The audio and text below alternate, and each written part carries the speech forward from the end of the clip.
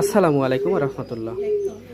আজকে আমরা সেটারে ডিম বসাবো 2100। আলহামদুলিল্লাহ আমাদের বাছাইকৃত ডিম গোছানো হয়ে গেছে আলহামদুলিল্লাহ। আমরা যেগুলা ডিমের ট্রেতে সাজাইছি ওগুলো বিক্রি করব, আর বাকিগুলা যে সেটার ট্রেতে সাজাইছি সেগুলো বসাবো আমাদের মেশিনে। তো প্রতি সপ্তাহে এখন আমাদের খামার থেকে আপনারা বাচ্চা পাবেন আলহামদুলিল্লাহ। আমাদের এখানে 1400 বাচ্চা আছে, যেটা ব্রুডিংয়ে আছে।